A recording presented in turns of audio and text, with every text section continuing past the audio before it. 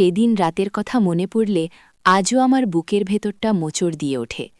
ঢাকা শহরের কোলাহলপূর্ণ ফ্ল্যাটের ছোট্ট সেই ঘরটা যেন এক টুকরো নিষিদ্ধ স্বর্গ ছিল আমাদের জন্য। মামির চোখের গভীর জল আর আমার অস্থির হাতের স্পর্শ সব যেন এক অব্যক্ত বেদনার গল্প বুনেছিল। সমাজ, সম্পর্ক সবকিছুর দেয়াল ভেঙে সেদিন আমরা যেন এক অন্য জগতে প্রবেশ করেছিলাম, যেখানে শুধু দুটি নিঃসঙ্গ আত্মা একে অপরের আশ্রয় খুঁজেছিল। সেই রুমের ভেতরের প্রতিটি মুহূর্ত আজও আমার স্মৃতিতে জীবন্ত, এক গোপন পাপের মতো, যা একই সাথে মধুর আর যন্ত্রণাদায়ক। বন্ধুরা, কেমন আছেন সবাই? আশা করি ভালো আছেন। আজ আমি আপনাদের সাথে এমনই এক গল্প শেয়ার করতে এসেছি, যা হয়তো আপনাদের হৃদয় ছুঁয়ে যাবে। ঈশিতা ব্লগসে আপনাদের সবাইকে স্বাগতম। গল্পটা শোনার সময় হেডফোন ব্যবহার করলে এর প্রতিটি অনুভূতি আপনারা আরও ভালোভাবে উপলব্ধি করতে পারবেন। আর হ্যাঁ, গল্পটা ভালো লাগলে অবশ্যই আমাদের চ্যানেলটি সাবস্ক্রাইব করতে ভুলবেন না। আমার নাম আরিফ। আমি রাজশাহী থেকে এসেছিলাম ঢাকায় বিশ্ববিদ্যালয়ে ভর্তি পরীক্ষার জন্য। ছোটবেলা থেকেই আমার মামার পরিবার ঢাকায় থাকে। আমার মামা তানভীর একজন ব্যস্ত ব্যবসায়ী। তিনি প্রায়ই ব্যবসার কাজে চট্টগ্রাম, সিলেট বা দেশের বাইরেও যেতেন। মামির নাম সাদিয়া। ছোটবেলা থেকেই সাদিয়া মামিকে আমি দেখেছি, কিন্তু সেভাবে কখনো মেলামেশার সুযোগ হয়নি। দূর থেকে তিনি আমার কাছে সবসময়ই এক স্নিগ্ধ, সুন্দর প্রতিচ্ছবি ছিলেন। তার শান্ত স্বভাব আর মায়াবী হাসি আমার মনে এক ধরনের পবিত্রতা এনে দিত। যখন ঢাকায় এসে মামার বাসায় উঠলাম, তখন প্রথম সবকিছুই নতুন লাগছিল। মামা তানভীর ব্যস্ত মানুষ, সকালে বেরিয়ে যেতেন, ফিরতে ফিরতে রাত। বেশিরভাগ সময় মামি সাদিয়েই আমার দেখভাল করতেন। তিনি খুব যত্নশীল ছিলেন। খাওয়া দাওয়া থেকে শুরু করে পড়াশোনার খোঁজ খবর নেওয়া সবকিছুতেই তার আন্তরিকতা ছিল চোখে পড়ার মতো। প্রথম দিকে আমি কিছুটা লাজুক ছিলাম, কিন্তু মামির সহজ ব্যবহার আর স্নেহময় আচরণ আমাকে ধীরে ধীরে স্বচ্ছন্দ করে তুলল। দিনের পর দিন আমি লক্ষ্য করতে লাগলাম মামি যেন একাকিত্বে ভুগছেন। মামা তানভীর বাড়িতে থাকলেও তাদের মধ্যে তেমন কোনো কথা হতো না। তিনি হয়তো নিজের কাজ নিয়েই ব্যস্ত থাকতেন বা ক্লান্ত হয়ে ঘুমিয়ে পড়তেন। মামিকে দেখতাম চুপচাপ বারান্দায় বসে বই পড়ছেন বা জানালার বাইরে তাকিয়ে আছেন, তার চোখে এক গভীর বিষণ্ণতা। আমার মনে প্রশ্ন জাগত, এমন সুন্দর একজন মানুষ কেন এত নিঃসঙ্গ? একদিন রাতে আমি পড়াশোনা করছিলাম। মামি আমার জন্য চা নিয়ে এলেন। তিনি আমার পাশের চেয়ারে বসলেন আর হালকা গলায় জিজ্ঞাসা করলেন, আরিফ, তোর কি মন খারাপ? রাজশাহী ছেড়ে এসে তোর কি কষ্ট হচ্ছে? তার প্রশ্ন শুনে আমি অবাক হলাম। কেউ কখনো এত গভীরভাবে আমার মনের খবর জানতে চায়নি। আমি বললাম, না মামি, তেমন কিছু না। তবে এখানকার সবকিছু নতুন তো, তাই একটু অন্যরকম লাগছে। মামি হাসলেন, কিন্তু সেই হাসিতেও যেন এক চাপা কষ্ট ছিল। তিনি বললেন, জানিস আরিফ, এই ঢাকা শহরটা বাইরে থেকে যতটা ঝলমলে লাগে, ভেতরটা ততটাই ফাঁকা। এখানে মানুষ হাজারো মানুষের ভিড়েও একা হয়ে যায়। তার কথাগুলো আমার মনে দাগ কাটল। আমি বুঝলাম মামি হয়তো নিজের কথাই বলছেন। সেদিন থেকে আমাদের মধ্যে কথা বলার মাত্রা আরও বাড়ল। মামা যখন বাইরে থাকতেন, তখন আমি আর মামি ঘণ্টার পর ঘণ্টা গল্প করতাম। তিনি তার জীবনের ছোট ছোট ঘটনা বলতেন, তার গ্রামের বাড়ির কথা, তার শৈশবের কথা, আর আমি মন দিয়ে শুনতাম। মাঝে মাঝে তার চোখ ছলছল করে উঠত, কিন্তু তিনি দ্রুত নিজেকে সামলে নিতেন। আমি লক্ষ্য করতাম, মামির মন খারাপ থাকলে আমারও মন খারাপ হয়ে যেত। তার মুখে হাসি ফোটাতে পারলে আমার নিজেরও ভালো লাগত। একদিন বিকেলে মামিকে দেখলাম বারান্দায় বসে চুপ করে কাঁদছেন। আমি তার কাছে গিয়ে ইতস্তত করে জিজ্ঞাসা করলাম, মামি, কি হয়েছে? তুমি কাঁদছ কেন? তিনি প্রথমে কিছু বলতে চাইলেন না, কিন্তু আমার পীড়াপিড়িতে বললেন, কিছু না আরিফ, হঠাৎ করে বাড়ির কথা মনে পড়ল, আর মনে হলো আমার জীবনটা যেন কেমন শূন্য মনে হয়। তার কণ্ঠস্বরে এত হতাশা ছিল যে আমার বুকটা ভেঙে যাচ্ছিল। আমি তার হাত ধরে বললাম, মামি, তুমি নো, আমি তো আছি তোমার পাশে। আমার এই কথাগুলো হয়তো তার মনে সাহস জুগিয়েছিল। তিনি আমার দিকে তাকালেন, তার চোখ দুটো জলে ভেজা ছিল, কিন্তু সেই ভেজা চোখেই আমি এক ধরনের কৃতজ্ঞতা দেখতে পেলাম। সেই দিন থেকে আমাদের সম্পর্কটা যেন আরও গভীর হল। আমি তার হাসি কান্নার সঙ্গী হয়ে উঠলাম। মামা তানভীর যখন বাইরে থাকতেন তখন আমরা একসাথে টিভি দেখতাম, বই পড়তাম বা ছাদে গিয়ে তারার নিচে বসে গল্প করতাম। আমাদের গল্পের বিষয়বস্তু ধীরে ধীরে আরও ব্যক্তিগত হতে লাগল। মামি আমাকে তার দাম্পত্য জীবনের অতৃপ্তির কথা বলতেন, মামার প্রতি তার অভিমানের কথা বলতেন। তিনি বলতেন, মামা কাকে ভালোবাসেন না এমন নয়, কিন্তু তাদের মধ্যে সেই আবেগ, সেই অনুভূতিগুলো নেই যা একটা সম্পর্কে প্রাণ দেয়। তিনি এক ধরনের মানসিক শূন্যতায় ভুগছিলেন। আর আমি যেন সেই শূন্যতা পূরণ করার এক অবচেতন চেষ্টা করতাম। আমি জানতাম এটা ভুল, কিন্তু মামির প্রতি আমার অনুভূতিগুলো বাড়তে শুরু করেছিল। তার স্পর্শে আমার বুক কেঁপে উঠত, তার হাসিতে আমার মন ভালো হয়ে যেত। আমি তাকে একজন মামি হিসেবে দেখতাম না, দেখতাম একজন নারী হিসেবে, যার মনটা খুব নরম আর সংবেদনশীল। আমার বয়স তখন সবে ২০ পেরিয়েছে, আবেগের জোয়ারে ভাসার বয়স। আমি নিজেকে বোঝানোর চেষ্টা করতাম এটা শুধুই স্নেহ, শুধুই শ্রদ্ধা, কিন্তু আমার মন জানত এটা তার থেকেও অনেক বেশি কিছু। একবার মামা তানভীর ব্যবসার কাজে প্রায় ১ সপ্তাহের জন্য সিলেট চলে গেলেন। মামি সে সময় আরও বেশি একা হয়ে পড়লেন। রাতের বেলা তিনি ঠিকমতো ঘুমাতে পারতেন না। আমাকে প্রায় তার রুমে এসে কথা বলার জন্য ডাকতেন। আমি যেতাম আর তার পাশে বসে গল্প করতাম। একদিন তিনি আমাকে তার কিছু পুরনো ছবি দেখাচ্ছিলেন। ছবি দেখতে দেখতে হঠাৎ আমার হাতটা তার হাতের উপর পড়ল। আমাদের দুজনের শরীরেই যেন এক বিদ্যুৎ খেলে গেল।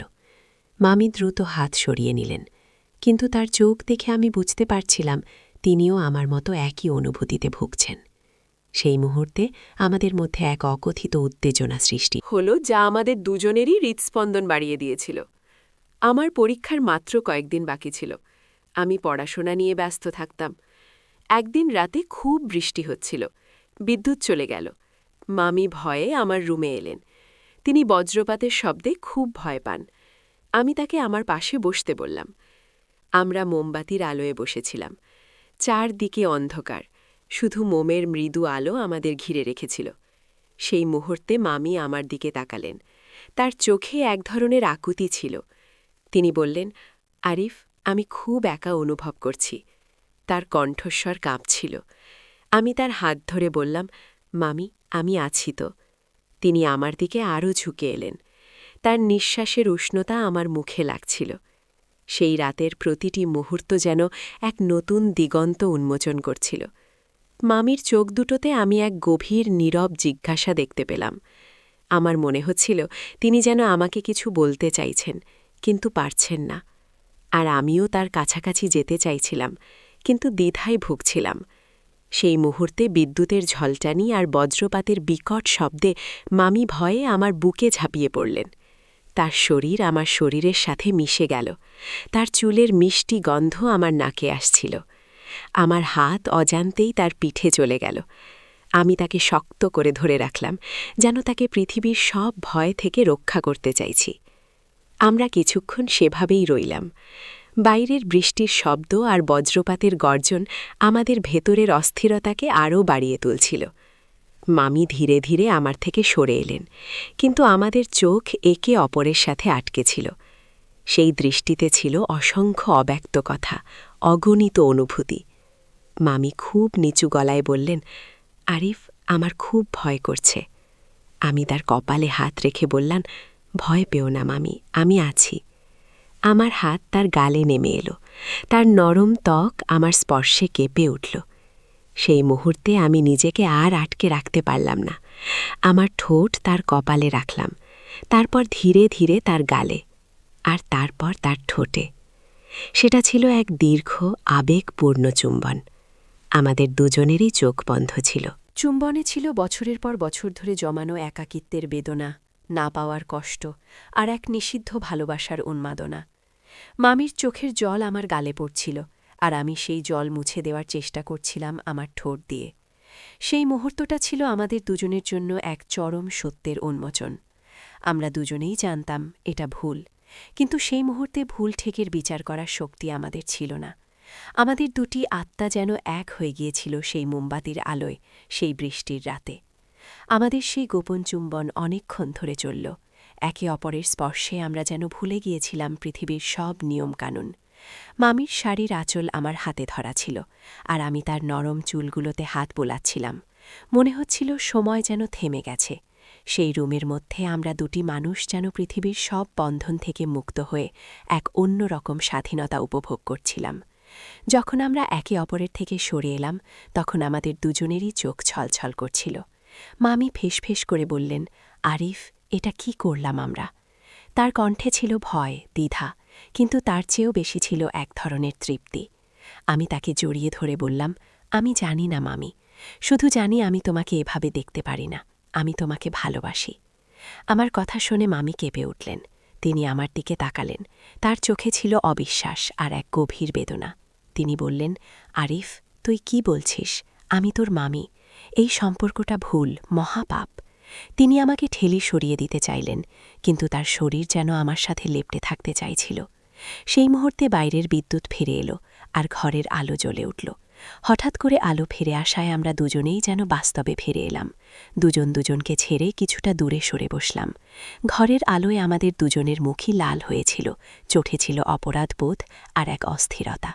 মামি নিজেকে সামলে নিয়ে দ্রুত আমার রুম থেকে বেরিয়ে গেলেন। আমি সেখানেই বসে রইলাম, যেন পাথর হয়ে গিয়েছি। সেই রাতের ঘটনাটা আমার মনে এক গভীর ছাপ ফেলে গেল। পরদিন সকালে মামিকে দেখলাম স্বাভাবিক আচরণ করার চেষ্টা করছেন, কিন্তু আমি তার চোখ দেখে বুঝতে পারছিলাম তিনিও আমার মতোই অস্থির। আমাদের দুজনের মধ্যে এক নীরব দেয়াল তৈরি হয়ে গিয়েছিল। আমরা একে অপরের সাথে কথা বলতাম, কিন্তু সেই স্বচ্ছন্দতা আর ছিল না। আমাদের চোখাচোখি হলেই আমরা দ্রুত চোখ সরিয়ে নিতাম। কয়েকদিন পর মামা তানভীরের ফিরে আসার কথা ছিল। মামির মুখে আমি এক ধরনের ভয় দেখতে পাচ্ছিলাম। তিনি হয়তো বুঝতে পারছিলেন এই সম্পর্কটা আর চলতে পারে না। একদিন বিকেল, মামা ধীরে আসার ঠিক আগের দিন, মামি আমাকে তার রুমে ডাকলেন। আমি কিছুটা ভয়ে ভয়েই গেলাম। তিনি বিছানায় বসেছিলেন, তার মুখে কোনো হাসি ছিল না। তিনি আমাকে কাছে বসতে বললেন। তার কণ্ঠস্বর ছিল শান্ত কিন্তু দৃঢ়। আরিফ, তিনি বললেন, আমাদের মধ্যে যা হয়েছে তা ভুল। এটা আমাদের দুজনের জন্যই ক্ষতিকর। আমি জানি তুই আমাকে ভালোবাসিস, আর আমিও হয়তো তোকে, কিন্তু এই সম্পর্কটা সমাজের চোখে পাপ।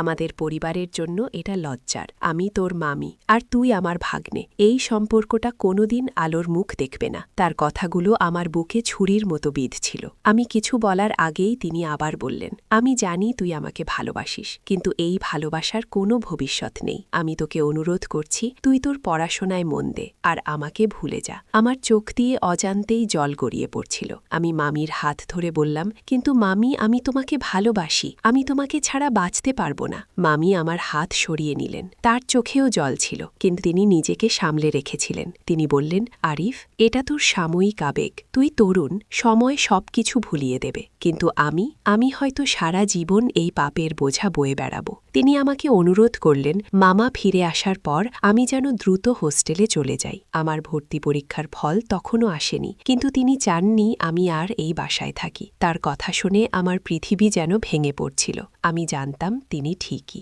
বলছেন, এই সম্পর্কটা অসম্ভব, কিন্তু আমার মন মানতে পারছিল না।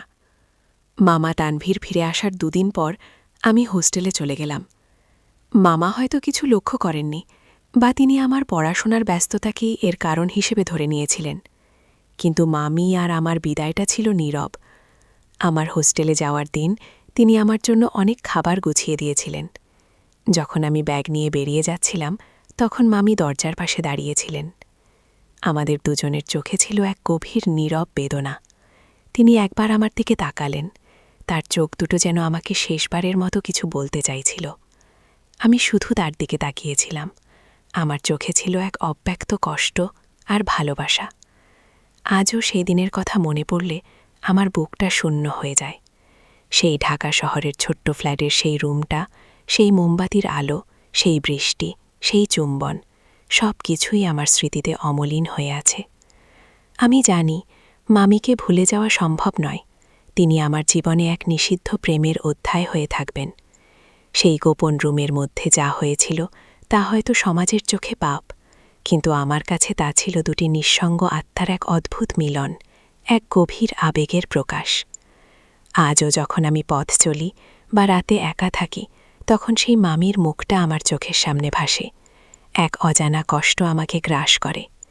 জানি না মামি কেমন আছেন।